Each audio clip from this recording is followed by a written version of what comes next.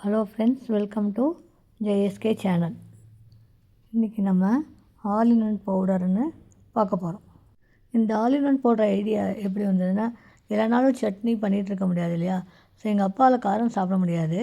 அதனால் எனக்கு இந்த பவுடர் ட்ரை பண்ணி பார்த்தேன், ரொம்ப நல்லா வந்தது. இப்போ அதை தான் உங்களுக்கு ரெசிப்பியாக போட போகிறேன்.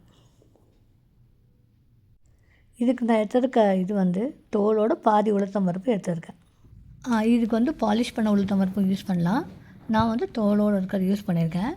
நான் இப்போ அந்த ஸ்பூனால் எடுக்கிறேன் இல்லையா, இந்த ஸ்பூனால் நான் 3 ஸ்பூன் அதுக்கு உளுத்தம் பருப்பு யூஸ் பண்ணியிருக்கேன்.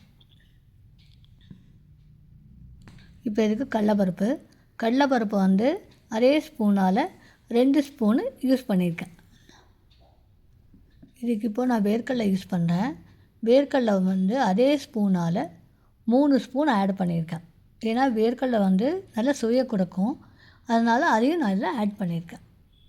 இதுக்கு இப்போ நான் மிளகா யூஸ் பண்ணுறேன். இது பேடிகை மிளகான்னு நல்ல கலர் கொடுக்கும், சுவையாகவும் இருக்கும்.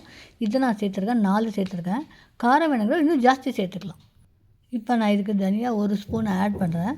தனியா பித்தத்துக்கு ரொம்ப நல்லது. அதனால் நம்ம எல்லா இதுலேயும் கொஞ்சம் தனியா 2 போட்டு பண்ணால் அது டேஸ்ட்டும் நல்லாயிருக்கும், மணமாகவும் இருக்கும். பாருங்கள், தனியாவும் போட்டேன். நான் எல்லாமே அந்த ஸ்பூனில் தான் அளந்து போட்டுட்ருக்கேன். அடுத்து நம்ம ஆட் பண்ண போகிறது பெருங்காயம் அந்த பொடி நம்ம பன்னீர் தொட்டு சாப்பிடும்போது நல்ல மணமாக இருக்கும். அதனால் நான் பெருங்காயம் ஆட் பண்ணுறேன். இது முக்கியமான பொருள் எள்ளு ரொம்ப மணமாக இருக்கும். நான் வெள்ளை எள்ளு சேர்க்குறேன். நீங்கள் வேணால் கருப்பு எள்ளு சேர்த்துக்கலாம்.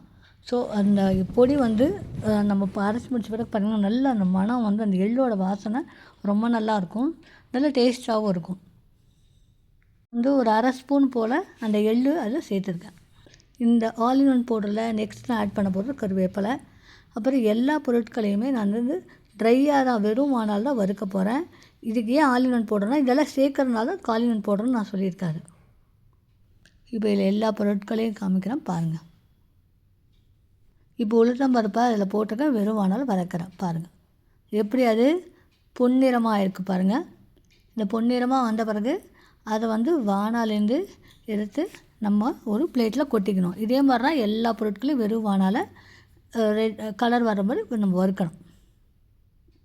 இப்போது கடலைப்பருப்பு இதையும் வெறும் வானால் போட்டு வதக்கிருக்கேன்.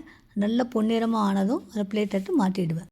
இப்போது வேர்க்கடலையை போட்டிருக்கேன். பொன்னிறம் ஆனதும் வேர்க்கடலையை தனியாக ஒரு பிளேட்டில் கொட்டிப்பேன். இதே மாதிரி மிளகாவையும் இதே மாதிரி ட்ரை வானால் வதக்கிருக்கேன். அதுவும் அந்த கலர் மாறின உடனே போட்டுடுவேன். நீங்கள் எல்லோரும் நினைக்கலாம் மிளகாய் என்னவோ கம்மியாக இருக்க மாதிரி உங்களுக்கு தோணலாம். இப்போது பெருங்காயம் போட்டு வதக்கி போட்டிருக்கேன். நான் உங்களுக்கு ஏற்கனவே சொன்னால் நான் எங்கள் அப்பாவுக்கோசரம் மிளகாய் கம்மியாக போட்டிருக்கேன். நெக்ஸ்ட்டு கருவேப்பிலையை நல்லா வாஷ் பண்ணி துடைச்சிட்டு ட்ரை வானால் வதக்கிறேன். வரைக்கும் பாருங்கள், அதுவும் அந்த இந்த மாறினோடனே அதை எடுத்து தனியாக அதோடு சேர்த்துடுவேன். பாருங்கள், எள்ளு போட்டேன், எப்படி வெடிக்குது பார்த்தீங்களா?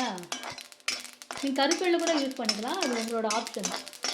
ஆனால் எள்ளு சேருங்க, எந்த எள்ளு வேணால் சேர்க்கலாம். பூரா வெடித்து முடிச்சிருச்சு.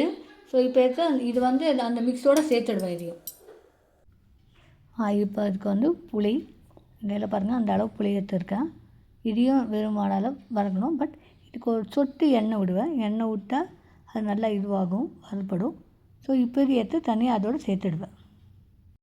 ஃப்ரெண்ட்ஸ், 2 பாகம் வச்சுருக்கேன்னு பார்க்குறீங்களா? வேர்க்கடலையை ஒன்றா கொட்டி அரைக்கக்கூடாது, அதனால தான் முதல்ல இதை அரைச்சிப்பேன். அதுக்கப்புறம் அதில் வேர்க்கடலை போட்டு அதை வைப்பரில் பண்ணுற மாதிரி பண்ணி எடுக்கணும். இப்போ பவுடர் பண்ணுறதுக்கு முன்னால் அதில் ஃபஸ்ட்டு உப்பு சேர்த்துருக்கேன். இப்போது எல்லாத்தையும் ஒன்றா கொட்ட போகிறதால வேர்க்கடலையை மட்டும் கடைசியாக போடுவேன். இன்னொன்று உங்களுக்கு ஏற்கனவே சொன்ன மாதிரி எங்கள் ஹஸ்பண்ட் தான் எனக்கு ஹெல்ப் பண்ணிகிட்ருக்காரு. ஃப்ரெண்ட்ஸ், நான் எது அரைச்சாலும் எனக்கு எங்கள் ஹஸ்பண்ட் தான் கூட ஹெல்ப் பண்ணுவார். அப்புறம் அதில் உப்பு கரெக்டாக அவர் தான் போடுவார். நிஜமாக உப்பு கரெக்டாக இருக்கும் அளவு அவர் போடுறது. ஸோ இதுக்கு எல்லாம் உப்பெல்லாம் போட்டிருக்காரு அவர். பார்க்கலாம் டேஸ்ட்டு. சொன்ன நெடி வருது பாருங்கள், நல்லா இருக்கு, நல்லா வாசனையாக கமகமானு இருக்குது. வேர்க்கடலையே தனியாக போட்டு பாருங்கள், வேர்க்கடலையே தனியாக போட்டு பாருங்கள். நீங்களே பாருங்கள் இந்த வேர்க்கடலை இது. ஏன்னா இது எண்ணெய் விட்டுக்க ஆரம்பிச்சிடும். ஸோ அப்படியே நம்ம மொத்தமாக அரைச்சிட்டோம்னா அப்படியே ஒரு மாதிரி கெட்டிமாகிடும், அப்படியே பவுட்ரு வராது. அதனால் இந்த மாதிரி கொஞ்சம் அந்த இதில் வைப்பரில் வச்சு பண்ணோன்னு வச்சுக்கோங்க, அந்த பவுட்ரு மட்டும் கிடைக்கும் நமக்கு. ஒரு நிமிஷம். இந்த சவுண்டு மட்டும்தான் வரணும். இப்போ மற்ற மண்ணை அரைச்சி போட்டிருக்கு இல்லையா, அதை இதோட சேர்த்துட்டேன். இப்போ என்ன பண்ண போகிறோம் பாருங்கள். அதான் இந்த வைப்பர் சவுண்ட் மாதிரி பண்ணணும். அது ஃப்ரெண்ட்ஸ் பாருங்கள், அந்த ஆல் இன் ஒன் பவுடர் எப்படி இருக்குன்னு. வேர்க்கடலை போட்டால் கூட அந்த வைப்பரில் போட்டு பண்ணிங்கன்னா அது ஒரு மாதிரி எண்ணெய் விட ஆரம்பிச்சிடும். ஸோ இப்படி பண்ணிங்கன்னா நல்லா பவுடர் கிடைக்கும். நீங்கள் அந்த மொத்தமாக அரைச்சிட்டிங்கன்னா அது எண்ணெய் விட ஆரம்பிச்ச பிறகு கெட்டியாகிடும். நமக்கு அப்புறம் சட்னி மாதிரி ஆகிடும், பவுடராக வராது. பாருங்கள் எப்படி இருக்கு. பருப்பு தோசை ரெடி பண்ணிட்டேன் பாருங்கள். பருப்பு தோசைக்கு நான் வந்து ஆல் இன் ஒன் பொடி பாருங்கள். நீங்கள் இதுக்கு நெய் எண்ணெய் எதுனா இதில் விட்டுட்டு கூட சாப்பிட்லாம். நீங்கள் எல்லோரும் இதை வீட்டில் பண்ணி பார்த்துட்டு டேஸ்ட் எப்படி இருந்தது, பவுடர் எப்படி பண்ணீங்கன்னு கமெண்ட்டில் போடுங்க. என்னோடய சேனலை சப்ஸ்கிரைப் பண்ணுங்கள், ஷேர் பண்ணுங்கள், லைக் பண்ணுங்கள்.